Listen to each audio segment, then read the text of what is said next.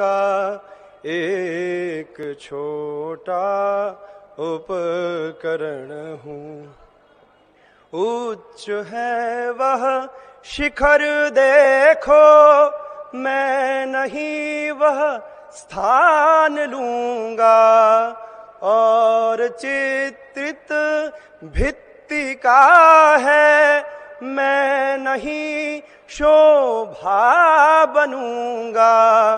पूज्य है यह मातृ मंदिर, नींव का मैं एक कण हूँ। पूज्य माँ की अर्चना का एक छोटा उपकरण हूँ। मुकुट माँ का जगमगाता मैं नहीं सोना बनूंगा, जगमगाते रत्न देखो मैं नहीं हीरा बनूंगा। पूज्य माँ की चरण रज का एक छोटा धूल कण हूँ। पूज्य माँ की अर्चना का एक छोटा उपकरण हूँ। आरती भी हो रही है, गीत बन कर क्या करूँगा। पुष्पमाला चढ़ रही है, फूल बन कर क्या करूँगा। मालिका का एक तंतु, गीत का मैं एक स्वर हूँ। पूज्य माँ में जग सिर मोर बनाए भारत, इसे सफल बनाते हुए हम अपने अपने स्तर पर कार्यरत हैं। हमारे बीच में हमारे सम्माननीय अतिथि आ चुके हैं। मैं आप सभी का हार्दिक स्वागत करती हूँ, वंदन करती हूँ, अभिनंदन करती हूँ। साथ ही मैं हमारे सभी सम्माननीय मंचासीन अतिथियों से अनुरोध करूंगी कि दीप प्रज्वलन कर कार्यक्रम का विधिवत शुभारंभ करें।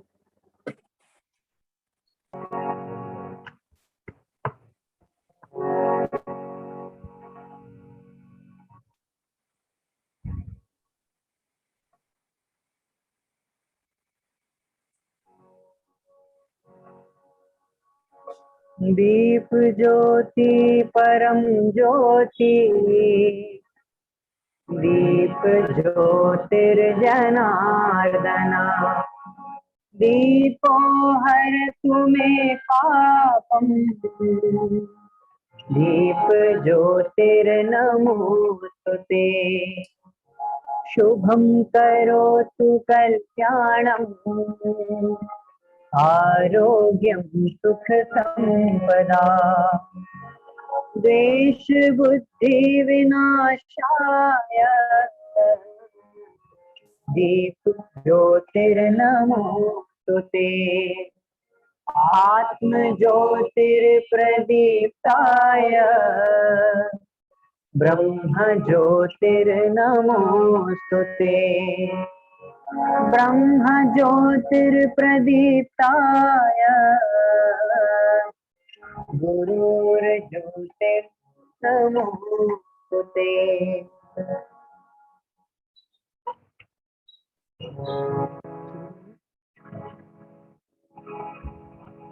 मात्र प्रणाम। 1 2 3। या कुंदेन्दु तुषार हार बला, या कुंदेन्दु तुषार हार बला, या शुभ्रवस्त्रा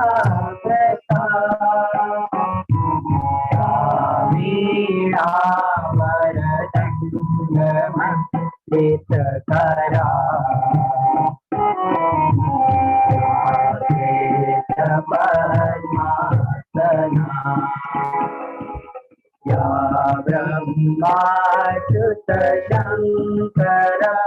प्रवते देवै सदा वन्दिता मां पातु सरस्वती भगवती शेष जाड्यापहा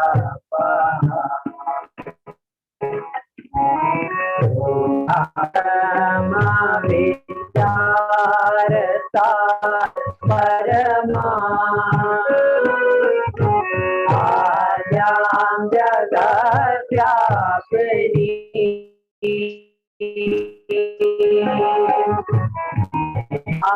धारुणी अभयदा तारा स्फटिक मालिका विदधति पद्मासने संस्थिता वन्दे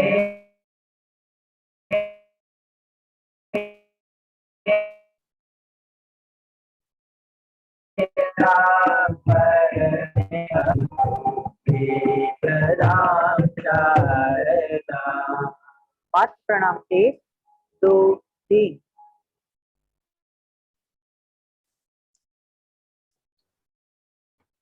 माँ सरस्वती की आराधना के साथ अब हमारे सम्माननीय अतिथियों का परिचय, और उससे पहले कार्यक्रम की छोटी सी भूमिका कि आप सभी जैसा कि जानते हैं कि हम समय समय पर विद्या भारती द्वारा पूर्व छात्र संगम आयोजित करते हैं, लेकिन आज चूंकि कोरोना महामारी ने भारत ही नहीं संपूर्ण विश्व में पैर पसारे हुए हैं, तो ऐसे में हमें वर्चुअल माध्यम से इस पूर्व छात्र संगम का आयोजन करना पड़ रहा है।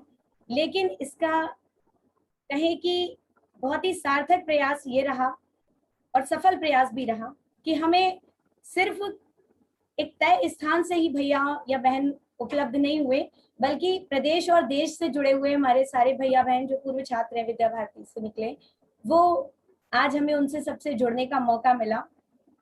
कह सकते हैं कि एक माला जिसे हमें माँ भारती के गले में शोभायमान करना है, उसके हम सब मोती जो एकात्म भाव से आज जुड़े हुए हैं, आप सभी का स्वागत। मैं सम्माननीय हमारे मंचासीन अतिथियों के परिचय के लिए सर्वप्रथम आपको बताना चाहूंगी कि हमारे बीच में उपस्थित हैं सहायक पुलिस महानिरीक्षक कानून व्यवस्था एवं सुरक्षा भोपाल के आदरणीय श्री अमित सिंह जी। मैं उनका इस कार्यक्रम में स्वागत करती हूँ, वंदन करती हूँ, अभिनंदन करती हूँ। इसके साथ ही हमारे क्षेत्रीय संगठन मंत्री विद्या भारती आदरणीय श्री भालचंद्र रावले जी, मैं आपका भी पूर्व छात्रों की ओर से हार्दिक स्वागत करती हूँ, वंदन करती हूँ, अभिनंदन करती हूँ। हमारे विशिष्ट अतिथि श्री शिरोमणि दुबे जी, ये हमारे प्रादेशिक सचिव हैं सरस्वती विद्या प्रतिष्ठान के। भाई साहब, आपका भी हार्दिक स्वागत, वंदन, अभिनंदन। और आज हमें जिनका मार्गदर्शन मिलने वाला है, ऐसे हमारे मुख्य वक्ता हैं अखिल भारतीय सेवा प्रमुख राष्ट्रीय स्वयंसेवक संघ के प्रचारक माननीय श्री पराग जी अभ्यंकर भाई साहब। मैं आपका भी हार्दिक स्वागत करती हूँ, वंदन करती हूँ, अभिनंदन करती हूँ।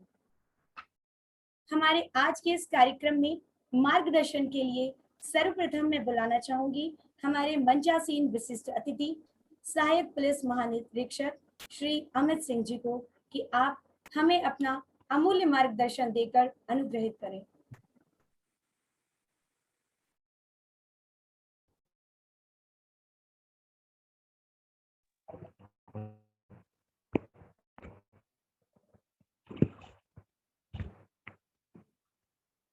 सबसे पहले मैं धन्यवाद देना चाहूंगा कि इस पूरा छात्र संगम में मुझे आमंत्रित किया गया।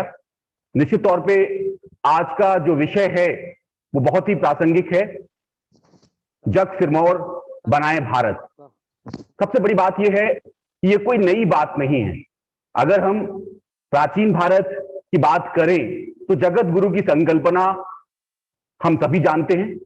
सिर्फ उसकी पुनर्स्थापना का जो प्रश्न है वो आज हमारी चर्चा का विषय है। अगर हम जगत गुरु थे तो क्यों थे, ये एक बड़ा प्रश्न था।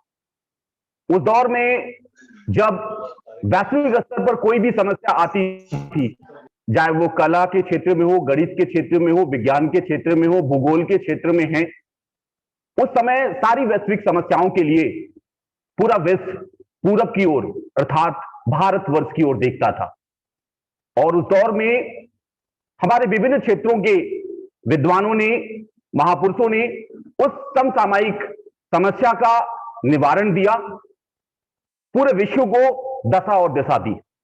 कालांतर में वह आक्रांता भारतवर्ष आए और जिस तरीके से उन्होंने हमारे ज्ञान के केंद्रों को, तक्षशिला, नालंदा विश्वविद्यालयों को, हमारे मंदिर द्वारा संचालित गुरुकुल पद्धति को अपना टारगेट बनाया, उसका परिणाम हमारे सामने था।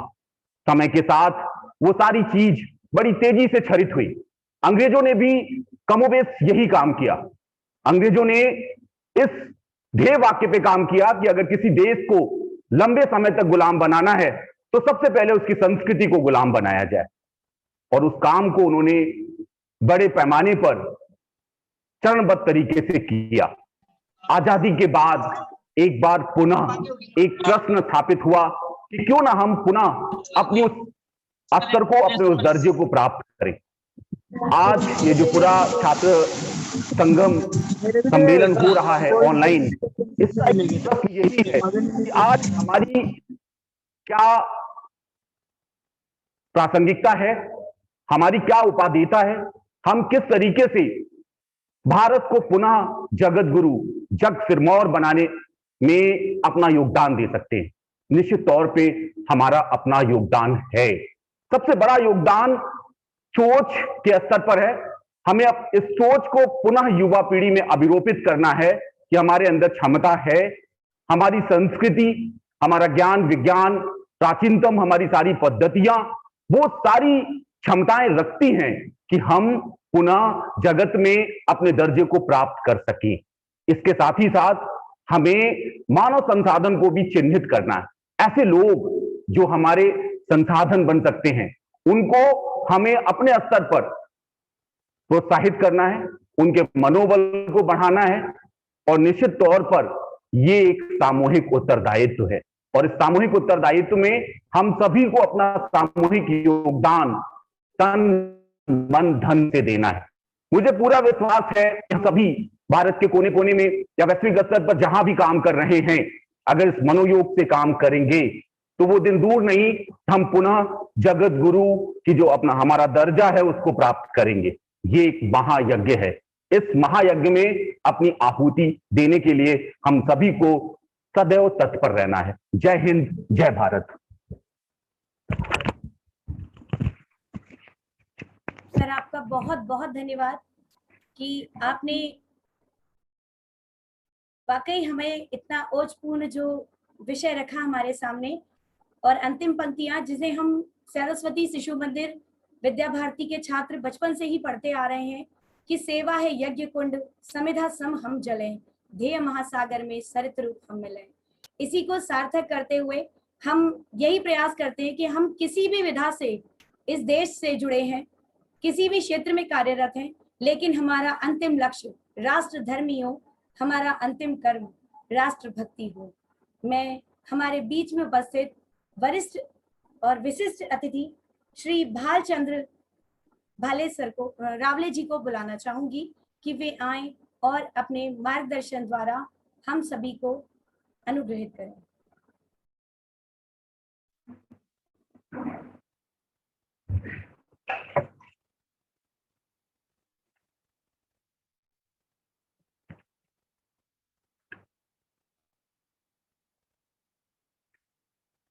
विद्या भारती मध्य भारत प्रांत के पूर्व छात्रों के इस आभासी कार्यक्रम में मंच पर विराजमान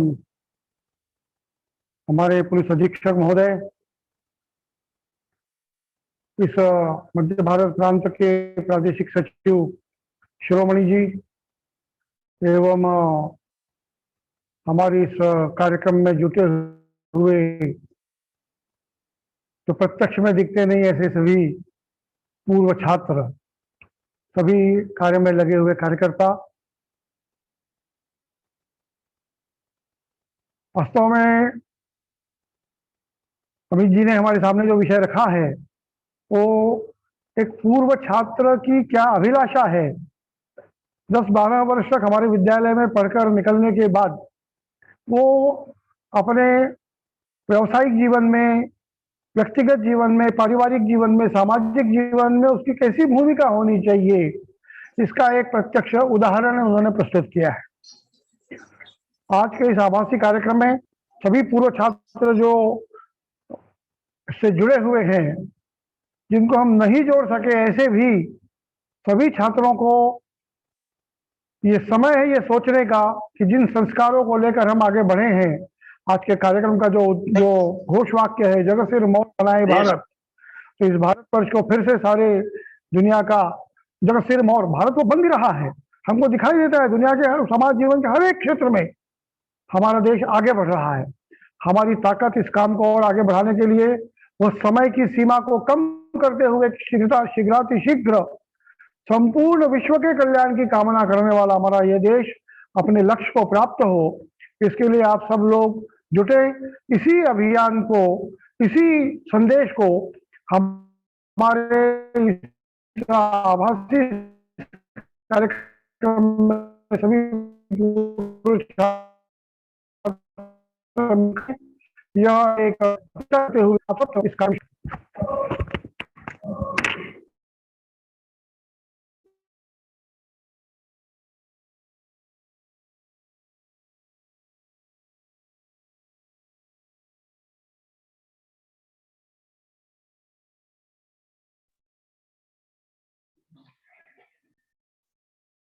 कात्मता जी।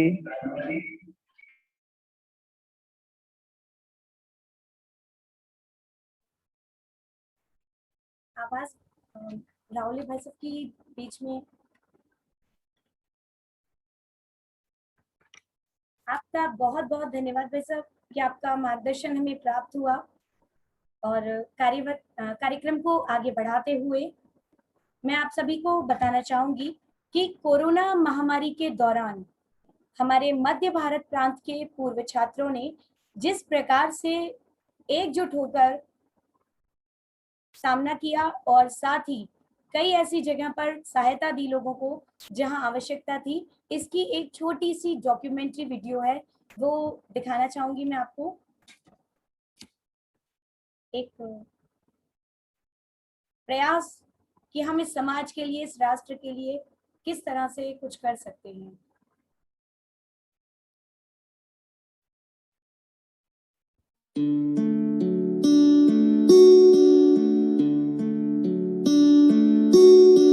मेरा तो जीवन माँ तेरी सेवा में लग जाए, बार बार हम जन्म तेरी गोदी में माँ पाए, करते रहे तेरी हम माता चाकरी।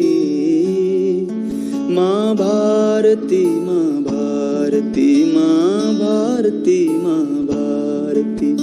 दीप जलाकर हम सब माता करते तेरी आरती।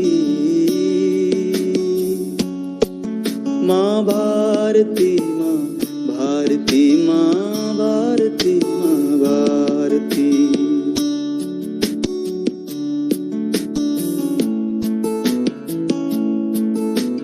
दिल में ये ही लोर उठे माँ दुनिया से टकराऊं, बुरी नजर रखने वाले का मुंह काला कर जाऊं। तेरी रक्षा में कुर्बान है जान भी। माँ भारती, माँ भारती, माँ भारती, माँ भारती।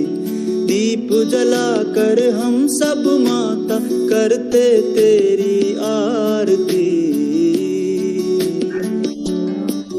माँ भारती, माँ भारती, माँ भारती, माँ भारती। वीरों धीरों की भूमि ये, यहाँ देव रमण को आए। मूर्ख अज्ञानी समझे नाना अपना फर्ज निभाए। करते क्यों लड़ने की कोई बात भी। माँ भारती, माँ भारती, माँ भारती, माँ भारती। दीप जलाकर हम सब माता करते तेरी आरती। माँ भारती, माँ भारती, माँ भारती।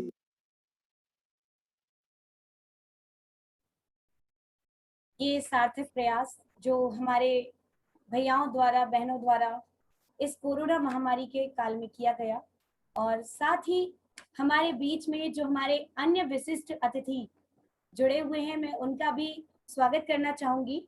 हमारे बीच में है डॉक्टर रविंद्र कान्हेरे जी, आप हैं अखिल भारतीय उपाध्यक्ष विद्या भारती से हैं। श्री विवेक शेंडे जी, क्षेत्रीय सचिव विद्या भारती। श्री हितानंद शर्मा जी, आप पूर्व संगठन मंत्री विद्या भारती मध्य भारत प्रांत। आदरणीय निखिलेश माहेश्वरी जी, आप संगठन मंत्री विद्या भारती मध्य भारत प्रांत से। आदरणीय श्री अनिल अग्रवाल जी, सह संगठन मंत्री विद्या भारती मध्य भारत प्रांत। आदरणीय श्री राजदीप परवाल जी, क्षेत्रीय संयोजक ये विद्या भारती, पूर्व छात्र। आप सभी का बहुत बहुत स्वागत, वंदन, अभिनंदन इस आयोजन में, पूर्व छात्र संगम में। इसके साथ ही हमारे बीच में न्यूयॉर्क, स्विट्जरलैंड, ऑस्ट्रेलिया, कनाडा आदि अन्य देशों में रहने वाले पूर्व छात्र भी जुड़े हुए हैं। आप सभी का स्वागत, वंदन, अभिनंदन। कार्यक्रम की श्रृंखला को आगे बढ़ाते हुए मैं हमारे आज के मुख्य वक्ता माननीय श्री पराग जी अभ्यंकर भाई साहब, उन्हें ससम्मान बुलाऊं उससे पहले उनका परिचय आपके समक्ष रखना चाहूंगी। आपने सरस्वती शिशु मंदिर नदी द्वार ग्वालियर से अपनी प्रारंभिक शिक्षा प्राप्त की। एमएससी गणित की पढ़ाई करने के बाद आप संघ के प्रचारक बने। 1985 में आपने राष्ट्रीय स्वयंसेवक संघ को प्रचारक के तौर पर ज्वाइन किया। इसके बाद शुजालपुर तहसील, शाजापुर जिला, उज्जैन में विभाग प्रचारक का दायित्व निर्वहन किया। मध्य भारत प्रांत के बौद्धिक प्रमुख, सह प्रांत प्रचारक की जिम्मेदारी के बाद वर्तमान में आप संघ के अखिल भारतीय सेवा प्रमुख हैं। आपका केंद्र software engineer, as a software engineer अभी न्यूयॉर्क में काम कर रही हूँ। फिलहाल अभी कोविड की वजह से इंडिया में हूँ। सबसे पहले तो सभी जितने भी लोग यहाँ पे उपस्थित थे उनको मेरा प्रणाम। मैंने भी सरस्वती विद्या मंदिर ब्यावरा से मैंने अपनी जो दशम तक, मैं दशम कहना चाहूंगी क्योंकि उस टाइम में वही लिखा करती थी, तो दशम तक मैंने वहीं पे अपनी जो पढ़ाई है वो पूरी की और उसके बाद मेरी आगे की शिक्षा हुई। तो मेरा जब मैंने दशम किया था उस टाइम इट वाज लाइक 2006 या इट वाज 2006। तो हमारे टाइम पे जो एजुकेशन थी, तो जैसा कि पराग सर ने भी कहा कि मतलब उस टाइम पे जो एजुकेशन होती थी, हम अपनी भारतीय जो शिक्षा पद्धति है, हमारा जो फोकस हुआ करता था उस पे होता था।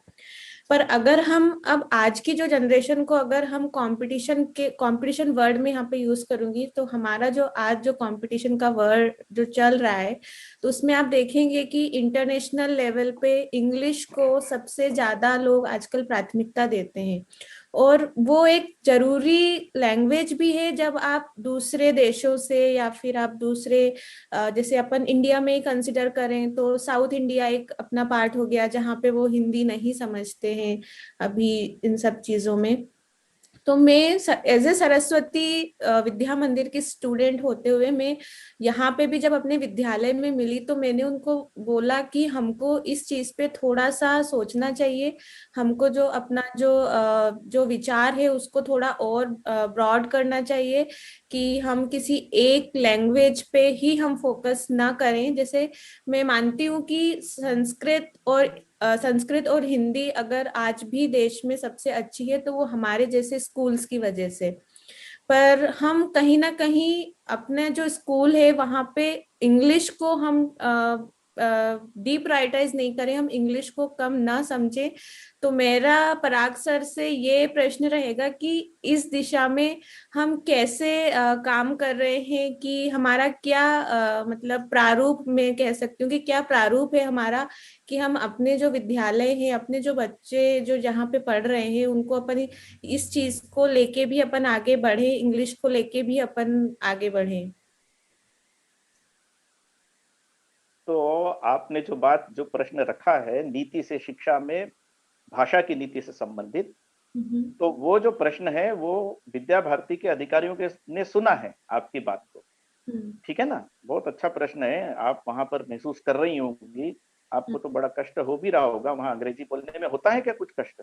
नहीं, मुझे तो नहीं होता। अच्छा। पर मुझे नहीं होता क्योंकि मुझे पता है कि जब दशम में मैंने विद्यालय छोड़ा उससे लेके मेरी जो इंजीनियरिंग तक की जो जर्नी थी उसमें मुझे काफी मेहनत करनी पड़ी।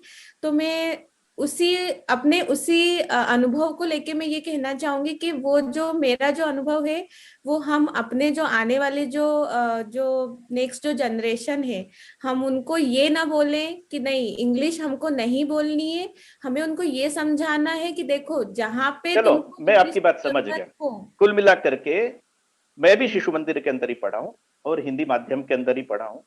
और शुरू में जब मैं 9th क्लास में दूसरे विद्यालय में गया ग्वालियर में मिस हिल्स में, हम्म। कुल मिलाकर के 1 वर्ष ही मुझे थोड़ी सी तकलीफ हुई क्योंकि मुझे वहां इंग्लिश मीडियम लेना पड़ा। और 1 वर्ष से अधिक नहीं, 9th में ओनली। भाषा यदि आप जानना चाहते, सीखना चाहते तो बहुत बड़ा इशू नहीं है। आज दुनिया के अंदर कितनी जगह पर अंग्रेजी बोली जाती है ये आप गूगल पर आराम से सर्च कर सकते हैं, और वे देश क्या विज्ञान और बाकी चीजों में आगे है कि नहीं है ये भी देखा जा सकता है। आज आप न्यूयॉर्क में, इसलिए आपको इंग्लिश का महत्व तो समझ में आ रहा है, लेकिन दुनिया के 20 देश ऐसे हैं जहां पर आप अंग्रेजी भी बोलेंगे तो कहेंगे कि हमें आपकी भाषा समझ में नहीं आ रही, इस प्रकार। और मुख्य रूप से जिन्हें टेक्निकल तकनीकी क्षेत्रों के अंदर जाना है, हो सकता है उनके लिए आवश्यक हो सकता है। तो मैंने कभी भी विद्यालय के अंदर, शिशु मंदिर के अंदर ये नहीं सुना कि अंग्रेजी बुरी है, कभी नहीं सुना। और उसके बाद जब जब मैं जाता रहा तब भी नहीं कहा गया, और हमेशा इशू आते रहे तो उन्होंने कहा कि नहीं अंग्रेजी तो हम पढ़ाएंगे बच्चों को, क्योंकि आज के इसके अंदर ये बात आ गई। फिर भी मैं आपको बताता हूं, मैं जब इंदौर में संघ का प्रांत प्रचारक था तब मेरे कार्यकाल में कम से कम 4 कलेक्टर आए होंगे। कलेक्टर इंदौर जैसे शहर के, 4 में से 3 सरस्वती शिशु मंदिर के विद्यार्थी। आज वो कलेक्टर नहीं है, आज तो वो और ऊपर की रैंक के अंदर पहुंचे हैं, प्रदेश लेवल के जो अफसर रहते हैं उस लेवल पर पहुंचे हैं। तो जो एक प्रतिभा है वो केवल भाषा की मोहताज नहीं होती है, प्रतिभा तो अवसर उसको मिलना चाहिए। और मुझे लगता है कि जीवन को बनाने का जो एक समय रहता है वो शुरुआती कालखंड, वो मातृभाषा के अंदर बहुत बेहतर अच्छे तरीके से आता है, और जिसके अंदर क्षमता रहती है। इसलिए मैंने पहले आपसे पूछा आपको कितना कष्ट हुआ वहां, लेकिन आपने कहा कि मैं 1-2 साल के अंदर कर लिया। तो जिसे इस दिशा में आगे बढ़ना है वो कर भी लेता है, उसकी अपनी क्षमता है। दक्षिण भारत की बात जो आपने कही, भगवान, अभी मैं संघ का प्रचारक हूँ, ऑल इंडिया का दायित्व है मेरे पास, अखिल भारत। मैं दक्षिण भारत के अंदर जाता हूँ तो ऐसा हमारा भ्रम है कि वहां पर लोग सब अंग्रेजी जानते हैं। कुछ शहरों के अंदर, कुछ विद्यालयों में कुछ विद्यार्थी जरूर जानते हैं अच्छे से, लेकिन जब आप ग्रामीण क्षेत्र के अंदर जाएंगे, अन्य कुछ स्थानों पर जाएंगे, आज वहां इतना चित्र बदला हुआ है। चेन्नई के अंदर मैं हिंदी में बात करता हूँ और मुझे उत्तर मिलता है। मैं मीटिंग्स लेने के लिए जाता हूं तो कहते कि नहीं आप हिंदी में बोलिए, हम आपको हिंदी में आंसर नहीं दे सकते परंतु हम हिंदी में आपकी पूरी बात समझ सकते हैं। ये एक चित्र, धीरे धीरे एक संपर्क की भाषा तो हिंदी बनी है, और जिन्हें उस फील्ड के अंदर जाना है वो जरूर उसको करेंगे। फिर भी विद्या भारती के लोगों ने आपकी बात को सुना है, और आज तो समय इतना नहीं है कि वो शायद आपकी सारी बातों का उत्तर दे सके, लेकिन प्रतिभा किसी की मोहताज नहीं होती और वो अपने पैरों पर आगे बढ़ जाती है। हाँ, गुण जो बचपन के चाहिए, जो एक ये मुझे सीखना है, ये भाव भी एक आना चाहिए बचपन से। तो वो आपके अंदर आया और आप वहाँ पर हैं और वहाँ पर भारत का रिप्रेजेंटेशन कर रही हैं जिस भी संस्था के अंदर है। मेरी शुभकामना है कि आप भाषा के साथ-साथ जो कुछ आपने बचपन में सीखा होगा, जीवन का रहन-सहन, वो भी वहाँ पर स्प्रेड कीजिए, वहाँ पर लोगों को दिखने दीजिए। ठीक है जी? नमस्कार भाई साहब, मेरा नाम अनुज द्विवेदी है और मैं जवाहरलाल नेहरू विश्वविद्यालय जेएनयू, बहुत सारे लोग इंटरनेशनल के नाम से जानते हैं बट ऐसा नहीं है। मैं वहाँ एबीवीपी में कार्यरत हूँ और मैं शोधार्थी हूँ। कंप्यूटेशनल बायोलॉजी में मेरा रिसर्च है वहाँ पे। और मैं एक बहुत दिल को सर्वप्रथम तो सभी गुरु जो हमारे शिक्षक जुड़े हैं उनके चरणों में सादर प्रणाम। और मैं क्योंकि रिसर्चर हूँ, साइंटिस्ट स्कॉलर हूँ, तो उसके बारे में एक चीज शेयर करना चाहता हूँ जो विद्या भारती ने मुझे स्कूली शिक्षा में बहुत जरूर जो लगी कि मेरा जो शिक्षा स्कूली शिक्षा संपूर्ण 12 कक्षा 1 से लेके द्वादश तक विद्या भारती में हुई। और उसकी वजह से जो एक्स्ट्रा करिकुलर एक्टिविटीज के अंदर हमारा जो विज्ञान मेला, बौद्धिक या स्पोर्ट्स के अंदर जो चीजें होती हैं, जब स्टूडेंट्स हम होते हैं उनको समझने में थोड़ा हमें लगता है कि क्या है, लेकिन जब आप ओपन होंगे और जब आप जाते हैं स्कूल के बाहर अन्य क्षेत्रों में या उच्च शिक्षा के लिए जाते हैं, तो ये जो संस्कार है, ये जो चीजें हैं, ये काफी मददगार साबित होती हैं। दूसरा, जो विद्या भारती के अंदर हमें एडुकेशन सिखाया जा रहा है, जो मोरल एडुकेशन जो कहना चाहिए, शिक्षा और संस्कार जो महत्वपूर्ण, शिक्षा सबके पास है लेकिन संस्कार होना बहुत जरूरी है, क्योंकि शिक्षा को किस दिशा में उपयोग करना ये संस्कार ही सिखा सकते हैं। तो जब जेएनयू में आए, आप जेएनयू में लेफ्टिस्ट वामपंथ का गढ़ है, और आज मुझे ये कहते हुए बहुत खुशी भी है और दुख भी है कि हमारे आजादी के 75 वर्ष के बावजूद भी जो उच्च शिक्षा के अंदर एकेडमिशियंस हैं, मैकाले को सबने ब्लाइंडली फॉलो किया, हमारा जो इतिहास लिखा गया सबने हमें हमेशा हीन भावना से ग्रसित किया, वो परिवर्तन की ओर है। लेकिन अभी बहुत कुछ उच्च शिक्षा के अंदर, स्कूली शिक्षा के अंदर, तो मैं उस एक सिस्टम से निकला हुआ आदमी हूँ कि आज मेरी विचारधारा, बिकॉज जब आइडियोलॉजिकल वॉर या आइडियोलॉजिकल डिफरेंसेस की बात आती है तो हमें अपने विचार को मजबूती से और एक्चुअली में जब विचार का असली टेस्ट तब होता है जब हम अपने कमजोर पड़ते हैं या हम ऐसे कम संख्या में होते हैं।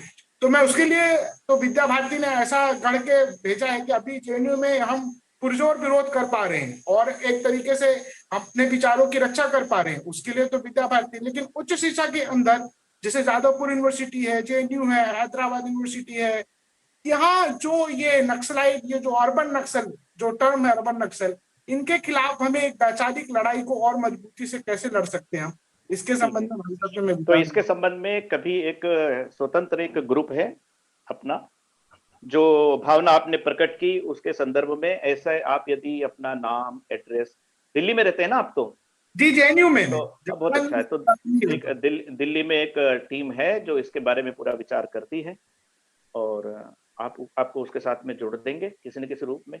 बहुत अच्छी टीम आपके समान, बिल्कुल। जेएनयू में भी कई जगह बहुत स्थानों पर लोग काम कर रहे हैं, आपने अनुभव किया हो। थोड़ा सा मौका मिलते ही आ गए। तो आज का समय इन सब बातों में बहुत आपने सुझाव दे दिया है। आपका सुझाव यहाँ जितने भी लोग जुड़े हुए हैं उसमें से बहुत सारे लोगों ने सुना है। तो अनुज जी ने जो सजेशन दिया है कि ऐसे वैचारिक दृष्टि से काम करने के लिए वे सन्नद्ध है और आपका कंट्रीब्यूशन आप करना चाहते हैं, ऐसा अनुज ने जैसी बात बोली है। तो आज जो सब लोग सुन रहे हैं, विद्यार्थी भी तो नहीं है, अब तो आज सब लोग तो अपने अपने स्थानों में कहीं ना कहीं अच्छे स्थान पर भी पहुंच गए, विद्यार्थी भी हो सकते हैं जैसे ये शोधार्थी है। तो ये एक फील्ड आज काम कर रहा है और इसके साथ आपको जोड़ने की व्यवस्था करेंगे। आपको एक टीम मिलेगी, एक एनवायरनमेंट मिलेगा, पूरा वातावरण मिलेगा। आप उसमें सीख भी सकते हैं और आप उसमें सिखा भी सकते हैं, एक मौका मिलेगा जरूर। ठीक है। मैं बीच में एक व्यवधान देना चाहूंगी कि आप अपने बात को जो भी प्रश्न आप भाई से करना चाह रहे हैं उन्हें संक्षिप्त में रखिए, क्योंकि समय की सीमा हमारे पास तय है। वर्चुअल माध्यम है तो समय उतना ही सीमित है इसके लिए। जी, आमंत्रित है डॉक्टर अविनाश जी शर्मा। भाई साहब, आप प्रश्न रख सकते हैं अपना।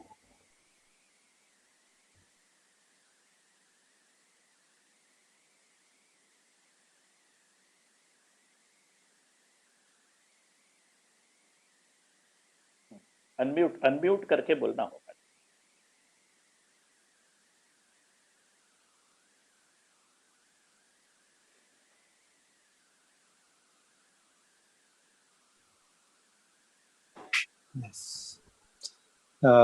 आवाज आ रही है मेरी? जी भाई, सब आप जी, विषय। सबसे पहले मैं सभी अतिथियों का और नमन करना चाहूंगा इतना से, और अपना संक्षिप्त में अपना परिचय देना चाहूंगा। मैं डॉक्टर अविनाश शर्मा हूं। मैं सरस्वती शिशु मंदिर दतिया का पूर्व छात्र हूँ। 1998 से लेके 1982 के बीच में मैंने वहां पर अध्ययन किया है। 1982 में मैंने वहां पे अष्टम पास करके, उसके बाद में कॉलेज शिक्षा प्राप्त करके मैं MBBS, MS और MCH करके ग्वालियर में न्यूरो सर्जन हूँ मैं। और ग्वालियर का जो जयरोग चिकित्सालय और GR मेडिकल कॉलेज है, वहाँ पर प्रोफेसर हूँ मैं न्यूरो सर्जरी का। और विद्या मंदिर, जितने भी विद्या मंदिर ग्वालियर में है, उन सबसे जुड़ा हुआ हूँ। लगातार वहाँ जाता रहता हूँ। उस समिति में भी हूँ, उसमें विशेष आमंत्रित सदस्य भी हूँ। और जो भी मेरी एक बहन है जो USA में रहती है, उसने जो एक बड़ा अच्छा एक प्रश्न उठाया था, और यहाँ पे भाई साहब भी हैं, हमारे यहाँ अतिथि भी हैं जो विद्या भारती से जुड़े हुए हैं। तो जो एक इंग्लिश की बात कही है कि अंग्रेजी पढ़ाना चाहिए। मुझे हमारे एक आचार्य जी थे, जब मैं कक्षा पंचम में पढ़ता था, क्योंकि जो अंग्रेजी पढ़ाई जाती थी वो पंचम से चालू होती थी, और हम अंग्रेजी नहीं बोल सकते थे, इंग्लिश नहीं बोल सकते थे, आंग्ल भाषा बोलना था हमको। अगर इंग्लिश बोल दिया तो उस पर भी डांट पड़ जाती थी। अगर आंग्ल भाषा बोलना पड़ता था, क्योंकि किताब पे लिखा रहता था आंग्ल भाषा। तो आचार्य जी ने बड़ी अच्छी बात कही थी, जो मैं सभी को बोलना चाहूंगा, कि अंग्रेजी का किसी को विरोध नहीं है। अंग्रेजी बोलने में किसी को विरोध नहीं है। दुनिया में सभी लोग कहते हैं हर किसी को कोई ना कोई भाषा आनी चाहिए, और अब तो कहा जाता है कि कोई ना कोई भाषा आनी चाहिए और सबको आनी चाहिए। अंग्रेजी का बिल्कुल विरोध नहीं है। विरोध लेकिन अंग्रेज बनने में है। अंग्रेजी का विरोध नहीं होना चाहिए, अंग्रेज बनने में विरोध है। जब हमको थोड़ी सी अंग्रेजी आए, मैं डॉक्टर हूँ और मैं MBBS हूँ, MS हूँ, सुपर स्पेशलिस्ट हूँ। मेरे पास कई लोग दिखाने आते हैं और मुझसे इंग्लिश में बात करने लगते हैं। मैं उनसे बोलता हूँ कि आप मुझसे इंग्लिश में बात क्यों कर रहे हैं? बोला आप डॉक्टर साहब हैं। मैंने कहा मैं डॉक्टर बाद में हूँ, मैं एक भारतीय हूँ, मुझे हिंदी बहुत अच्छी तरह से आती है। आप भी एक हिंदुस्तानी हैं और आपको भी हिंदी बहुत तरह से आती है। मुझे शर्म आती है जब मैं नॉर्थ इंडियन साउथ इंडियन की बात नहीं कर रहा हूँ, मैं केवल उत्तर भारत की बात कर रहा हूँ। जब उत्तर भारत के दो लोग भी मिलते हैं तो इंग्लिश में बात करने लगते हैं, तो ये चीज गलत है। हमको हिंदी आती है, सामने वाले को हिंदी आती है, क्यों ना हिंदी में बात करें। मेरे पास लोग आते हैं, मुझे लगता है कि वो डॉक्टर हैं, शायद उनको हिंदी नहीं आती होगी या हिंदी में बात करना नहीं चाहेंगे। मेरे मरीज हैं, मुझसे इंग्लिश में बात करते हैं, मैं बोलता हूँ आप हिंदी में बात करिए। इंग्लिश का विरोध किसी को नहीं है, लेकिन हाँ फिर भी मैं बोलना चाहूंगा कि हम लोग, क्योंकि इंग्लिश एक अंतर्राष्ट्रीय भाषा है। किसी भी टेक्निकल, मैं डॉक्टर हूँ, मुझे इंग्लिश में पढ़ना पड़ेगा। मुझे अगर कुछ भी रिसर्च करनी है, इंग्लिश जरूरी है। तो हम लोगों को अपने सिस्टम में, अपनी शिक्षा व्यवस्था में इंग्लिश को इनकॉर्पोरेट करना ही पड़ेगा, क्योंकि अगर हम शुरू से नहीं सिखाएंगे, मैं देख रहा हूँ अभी बहुत से बच्चे हैं, अभी मेरे पास आते हैं मेरे पास कि वो और बोलते हैं ये समस्या कि हम लोगों को इंग्लिश में समस्या आती है। क्योंकि जब आपको लर्निंग बचपन से ही की जाएगी, तभी आप उस भाषा को ढंग से समझ सकते हो। इंग्लिश सीखना या बोलना या समझना, इसलिए मैं यहाँ पे जो भी हमारे जो कि अपनी जो शिक्षा का जो सब डिसाइड करते हैं, यहाँ पे बैठे सभी से बोलना चाहूंगा कि अंग्रेज ना बने, लेकिन अंग्रेजी सीखने में कोई दिक्कत नहीं है। और अंग्रेजी, इसको हम नकार नहीं सकते, किसी भी मंच पर नहीं नकार सकते। और अगर हम दिल से हम बोलते कुछ भी रहे, लेकिन दिल से मैं भी समझता हूँ कि अंग्रेजी आना बहुत जरूरी है।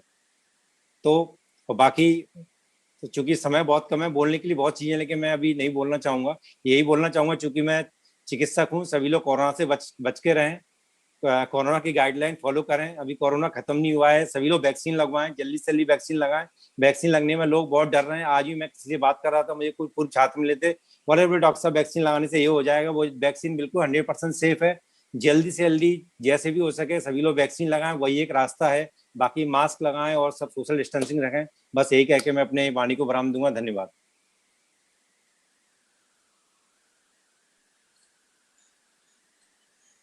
जी, हमारे साथ और कोई पूर्व छात्र जो प्रश्न लेना चाहते हैं?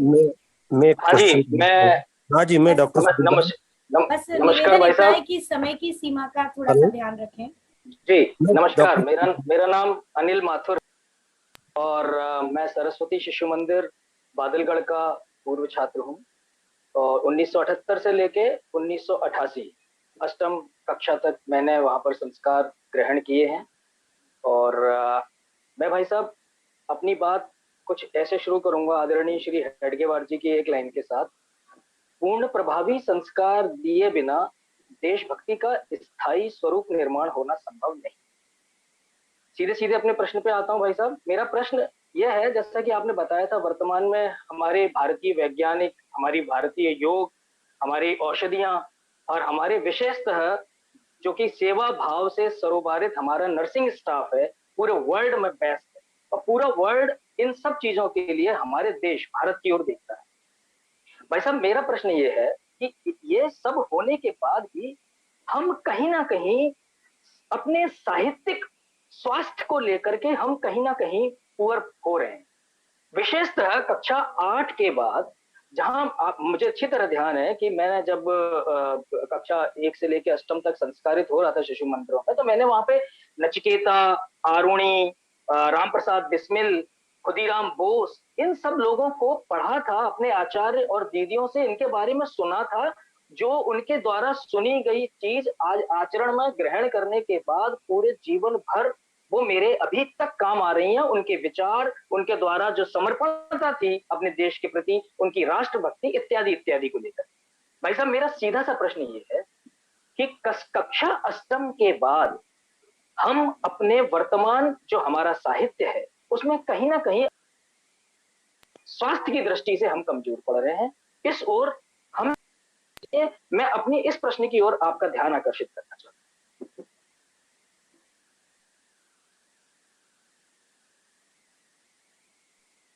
तो अभी जो जिनको बोलना है वो सभी लोग एक साथ अपनी अपनी बात थोड़ी सी रख दे, फिर आखिरी में एक साथ पूरी करें। जी जी, बस हम एक ही प्रश्न और लेना चाहेंगे क्योंकि समय की सीमा तय है। मैं माफी चाहूंगी, एक कोई और अपनी बात रख दें, उसके बाद प्राची भाई साहब एक साथ। डॉक्टर सुदीप बेलावत जी। हेलो जी सुदीप जी बताइए। मैं डॉक्टर सुदीप बेलावत सारंगपुर जिला राजगढ़ से बोल रहा हूँ। जी स्वागत। मेरी द्वादश कक्षा से लेकर अष्टम कक्षा तक सरस्वती शिशु मंदिर सारंगपुर में शिक्षा हुई और नवम, हेलो हेलो जी सुन रहे हैं, आप बोलिए। आप बताइए, आपकी आवाज आ रही है।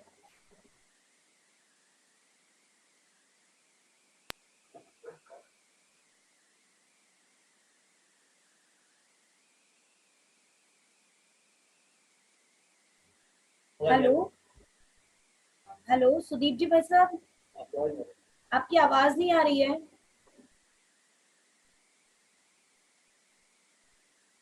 हम समाप्त करते हैं भाई साहब।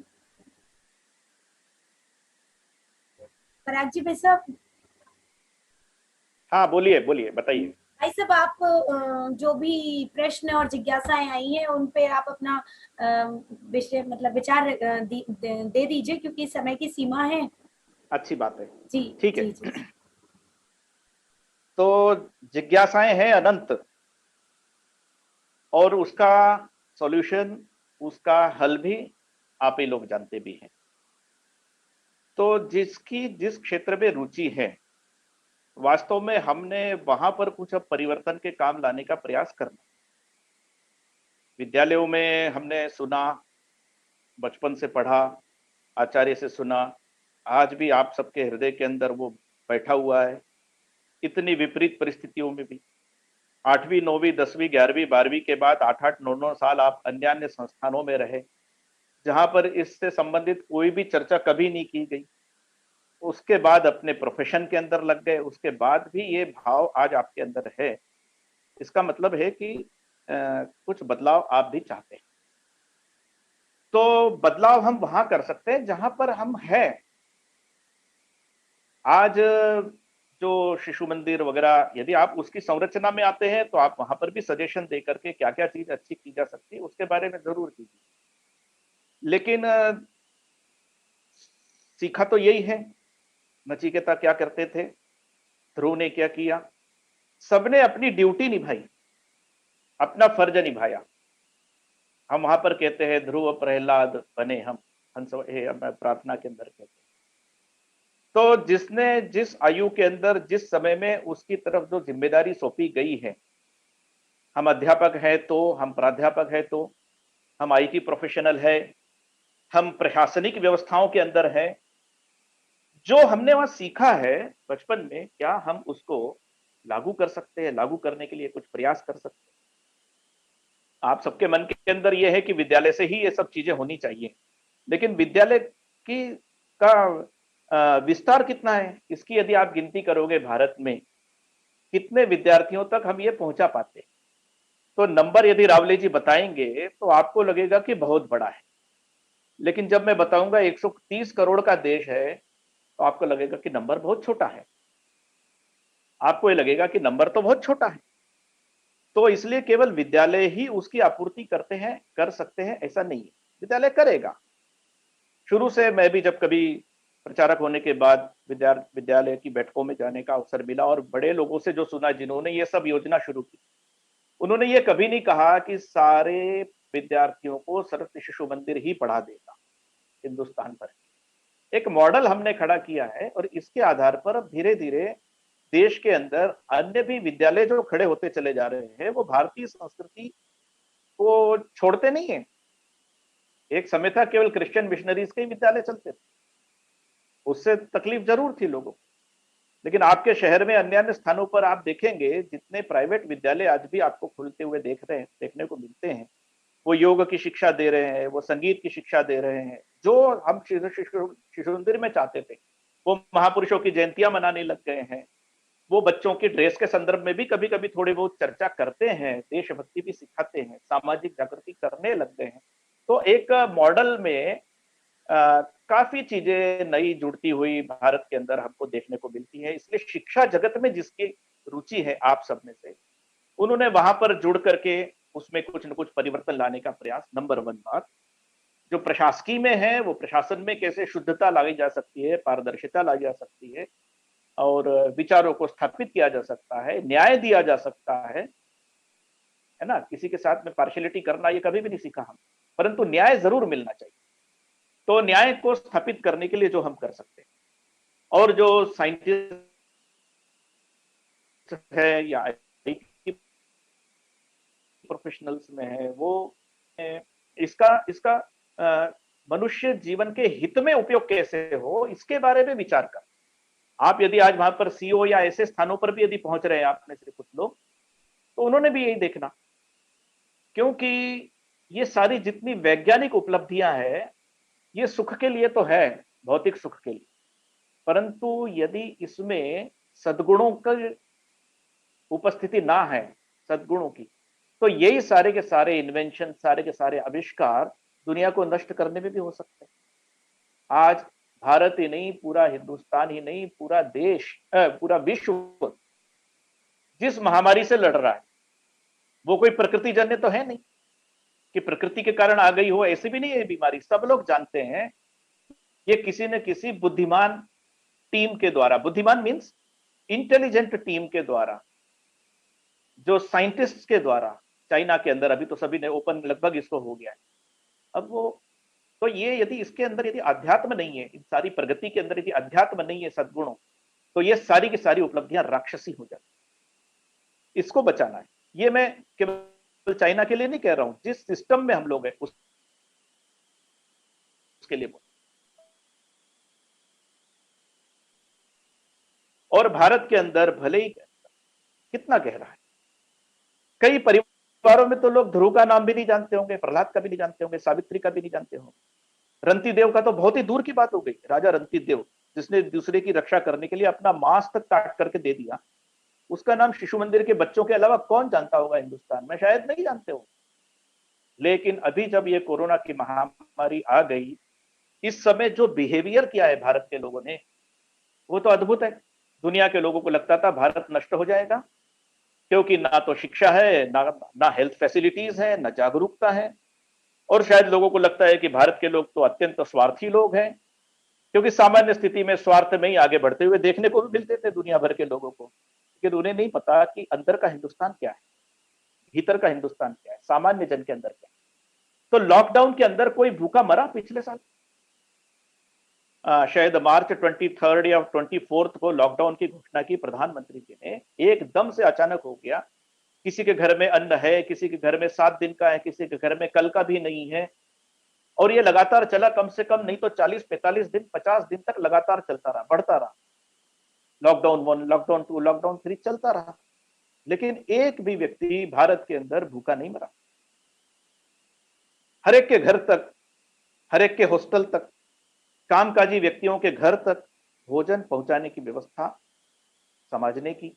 सारे तो शिशु मंदिर में नहीं पड़े, लेकिन ये जो आध्यात्म है कि दूसरे की सहायता करना, कष्ट में पड़े हुए व्यक्ति का दुख कोई नहीं देख सकता है, ये परिवार से आया हुआ संस्कार हमेशा से रहा। सेवा परमो धर्म हमारे भारत के अंदर बोला जाता रहा, लोगों ने करके दिखाया। इस कोरोना की पीरियड के अंदर एक घटना नहीं, कोई भूख से मरा हुआ एक भी समाचार पिछले लॉकडाउन में या इस लॉकडाउन के अंदर नहीं मिला। क्या सरकार ने खिलाया उसको? सरकार तो पहुंच ही नहीं सकती। सरकार का काम था अपने हेल्थ सिस्टम्स को ही ठीक ठाक करना, उस इंफ्रास्ट्रक्चर को दुरुस्त कर लेना, लॉकडाउन का कड़ाई से पालन कराना। अमित जी यहाँ पर बैठे हुए, कितनी मशक्कत उनको करना पड़ी और प्रशासनिक सारी सुविधा व्यवस्थाएं लगाना पड़ी। ये काम तो उसने, प्रशासन ने अच्छा किया, नो डाउट, लेकिन घर तक भोजन पहुंचाने का काम तो सामान्य लोगों ने किया। अपने अड़ोसी पड़ोसी का ख्याल रखने का काम, दूर दराज की गरीब बस्तियों में जाकर के, जिनके पास कल का अन्न का दाना नहीं है, उसके घर पे रेडीमेड फूड पहुंचा दिया, उनके घर पर 8-8, 10-10 दिन का राशन का किट पहुंचाए। ये संघ के संस्थकों ने किया, शिशु मंदिर के विद्यार्थियों ने किया। ये सेवा भारती का नाम आपने सुना होगा, सेवा भारती के माध्यम से कितनी ही संस्थाओं ने लोगों के पेट की आग को बिठाया। ये हमारी प्रथम जीत थी। यदि ये नहीं हो पाता तो लॉकडाउन सफल नहीं था, लोग बाहर आ जाते। कोई एक घटना मुझे बताए पिछले लॉकडाउन के अंदर कि भूख के कारण से पीड़ित होकर के किसी ने कोई दुकानें लूट ली, लोगों को लूट लिया, घरों में आक्रमण कर दिया, घरों में से सामान उठा करके ले गए, एक दुकान नहीं लूटी गई, कोई अपराध नहीं हुआ।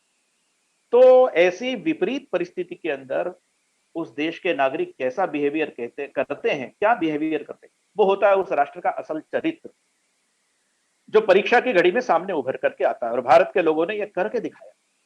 ये हमारी आंतरिक शक्ति थी। और इस बार तो और कठिन था। उस समय तो प्रवासी मजदूर निकले, लाखों प्रवासी मजदूर निकले। आपने पेपर में पढ़ा, टेलीविजन के ऊपर रोज दिखाया जाता था। ठीक है, नकारात्मक भी बहुत सारी चीजें चलती थी, लेकिन ऐसे सारे प्रवासी मजदूरों से जिनसे कोई परिचय नहीं था, हर शहर में, हर गांव के अंदर, वहां के जनमानस में, वहां की माताओं बहनों ने भोजन बना बना करके पहुंचाया, उनके ठहरने की व्यवस्था की, उनके स्नान की व्यवस्था की। इंदौर जैसे और कई शहरों के अंदर तो लोगों ने अपनी दुकानें खोल दी, दिल्ली के अंदर, कि मेरी दुकान में जितने जूते चप्पल है, कितने के है पता नहीं, लेकिन बॉक्स में भरिए, गाड़ी में डालिए और पैदल चलने वाले मजदूरों के पास पहुंचा दीजिए। उनके पैरों में छाले नहीं होने चाहिए, उनका इलाज कर रहे हैं, उनके पैरों की सिकाई की व्यवस्था की गई। ये किस देश के अंदर देखने को मिली? कौन से देश के अंदर ये सब चीजें देखने को मिल गई? बिना सरकार की सहायता से। ये भारत के अंदर की शक्ति, और ये भारत के शास्त्र के अंदर है, भारत के तत्व ज्ञान के अंदर है, और ये इसके कारण भारत सर्वाइव हो गया है। ये सद्गुणों के कारण भारत सर्वाइव हो गया है। उनके पास कोई बड़ा ज्ञान नहीं था, मेडिकल का ज्ञान नहीं था, बहुत बड़ी हेल्थ अवेयरनेस थी कि नहीं थी ये पता नहीं है, लेकिन एक पीड़ित मनुष्य की मुझे सहायता करना चाहिए, जो भी मैं कर सकता हूँ। वो गरीब से गरीब व्यक्ति ने भी पड़ोसी के घर में जाकर के खाना दिया है। कितने उदाहरण है इस देश के अंदर। ये भारत की वास्तविक शक्ति है, जिसको हमको भली भांति से समझना चाहिए और इसको जीवित बचा करके रखने की आवश्यकता है। ये जो अनमूल्य की बात एक भैया ने यहाँ पर बहुत अच्छी कही, नैतिक मूल्य, जीवन मूल्य जो हमें सीखने को मिले, ये दिखना चाहिए जीवन के अंदर आते हुए। अभी इस समय जो सेकंड लहर है कोरोना के अंदर, ये तो और बड़ी चुनौती लेकर के आए। यहाँ पर तो फूड कोई बहुत बड़ा इशू था भी नहीं, क्योंकि उस तरह का लॉकडाउन भी नहीं लगा। लोगों के पास में थोड़ा थोड़ा मार्केट भी खुलता था, फैक्ट्रियां भी सारी की सारी चालू थी, समय समय पर लोग जाकर के कमा भी सकते थे, दुकानें भी खुल जाती थी तो सामान भी खरीद करके ले आते। तो ये इतना बड़ा इशू नहीं था। ठीक है, संक्रमित परिवार हो गया, उनके घर में कुछ नहीं हो सकता, इसलिए लोगों ने खाना पहुंचाया है, वो भी लाखों करोड़ों परिवारों के अंदर ये भी भोजन पहुंचाया गया है।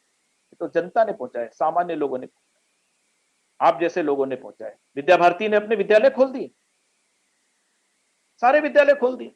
हमारे विद्यालय केवल बच्चों के पढ़ने के लिए नहीं है।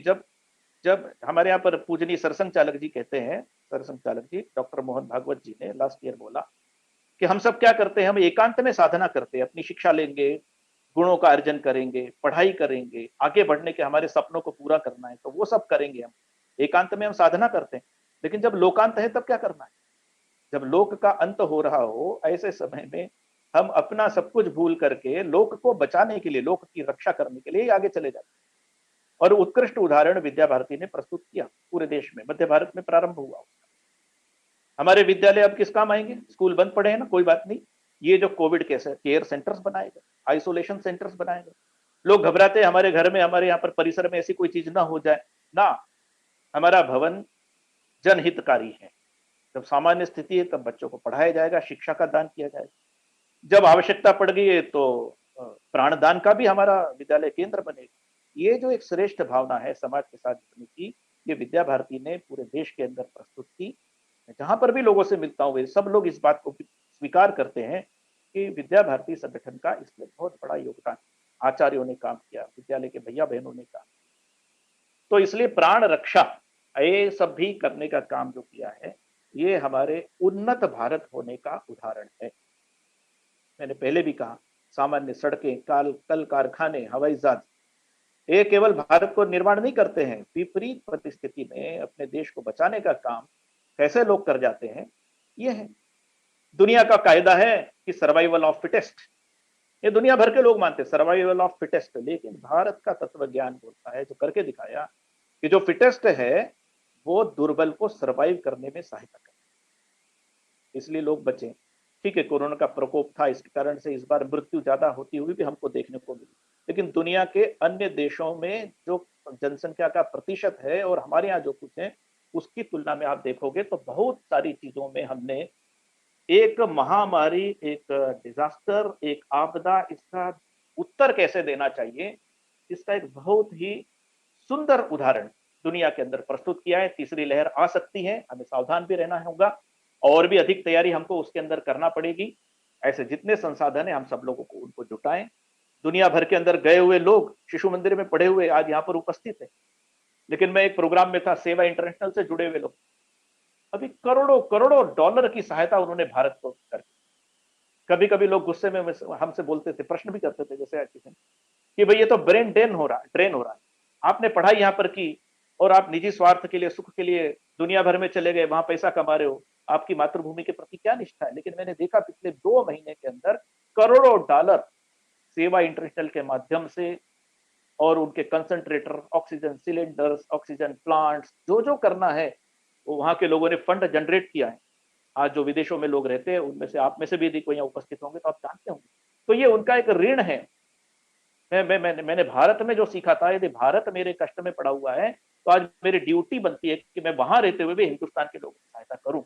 करोड़ों डॉलर का सामग्री उन्होंने इकट्ठी की है, हजारों हजार कंसंट्रेटर, ऑक्सीजन सिलेंडर उन्होंने वहां से यहाँ पर भेजे। तो ऐसा जब जो ऐसा समय आता है, इसको हमने अभी थोड़ा सा संभाल लिया, अभी हमारी ड्यूटी खत्म नहीं हुई है, बहुत बड़ी चेतावनी है। सितंबर, अक्टूबर, नवंबर, दिसंबर में 3rd लहर आती है तो हम कमर कसेंगे और भी अधिक योजना के साथ में, प्रशासन के साथ में सहयोग करते हुए, समस्त संस्थाओं को साथ में लेते हुए, जहां हम है वहां रहते हुए करेंगे तो भारत को हम फिर से बचाएंगे। भारत बचेगा, भारत का जन सामान्य आगे बढ़ेगा, तब भारत जगत सिरमौर बनेगा। ये मेरा आप सब लोगों के सामने निवेदन है। भारत दुनिया में सर्वश्रेष्ठ जब कभी भी था, तब केवल कुछ तक्षशिला, नालंदा विश्वविद्यालय में पढ़ने वाले लोग ही ज्ञानी होते थे, ऐसी बात नहीं है। जब कभी विश्व गुरु था, जब कभी सोने की चिड़िया कहलाता था, तब केवल शहरों में रहने वाले लोगों के पास में जीवन के सारे साधन होते थे, ऐसी बात नहीं है। भारत विश्व गुरु तब था जब भारत के गांव में रहने वाला भी ज्ञानी था, जीवन का ज्ञान। भारत स्वर्ण के सोने की चिड़िया तब था जब भारत के सामान्य गांव में रहने वाले को भी जीने के संपूर्ण आवश्यक संसाधन प्राप्त हो जाते थे। ऐसे भारत का पुनः हमको निर्माण करना है, उस दिशा में आगे बढ़ रहे हैं। आप सबका सहायता, सहयोग जरूर उसके अंदर रहेगा, कंट्रीब्यूशन रहेगा। ये शुभकामना अपेक्षा करते हुए मैं आप सबको पुनः एक बार धन्यवाद देता हूँ। नमस्कार सब। बहुत बहुत धन्यवाद भाई साहब आपका, आपने इतना सारगर्भित मार्गदर्शन हमारे सामने रखा। मैं कहना चाहूंगी कि अभी दीपक बनकर जलना होगा, तेज हवा से लड़ना होगा, पाँव के छाले कल देखेंगे, आज तो हमको चलना होगा। चाहे कैसी भी महामारी आए, कैसी भी आपदा आए, यदि हम भारतवासी एक साथ हैं, एकजुट हैं, तो हम हर मुसीबत का सामना करते आए हैं और करते रहेंगे और उनसे निकलकर यकीनन भारत को जग सिर मोहर बनाएंगे। मैं आज के कार्यक्रम में अभी हमारे सभी सम्माननीय अतिथि हैं, उनके आभार प्रदर्शन के लिए बुलाना चाहूंगी विद्यालय के पूर्व छात्र सहायक प्राध्यापक श्री विकास श्रीवास्तव जी को कि भैया आप सभी हमारे सम्माननीय अतिथियों को आभार व्यक्त करके धन्यवाद ज्ञापित करें।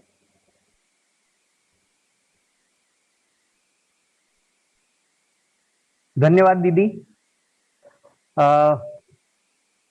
तो आज का जैसा कि कार्यक्रम अपने को सभी को विदित ही था, तो पूर्व छात्र परिषद मध्य भारत प्रांत के इस कार्यक्रम में उपस्थित राष्ट्रीय स्वयंसेवक संघ के अखिल भारतीय सेवा प्रमुख आदरणीय श्री पराग जी भाई साहब, और आपने जिस प्रकार से इस विषय को लिया जग सिर मोहर बनाए भारत, तो स्वाभाविक है कि भारत को कैसे जग सिर मोहर बनाना है, सबके सामने विश्वगुरु कैसे बनाना है और आगे हम कैसे ले जा सकते हैं।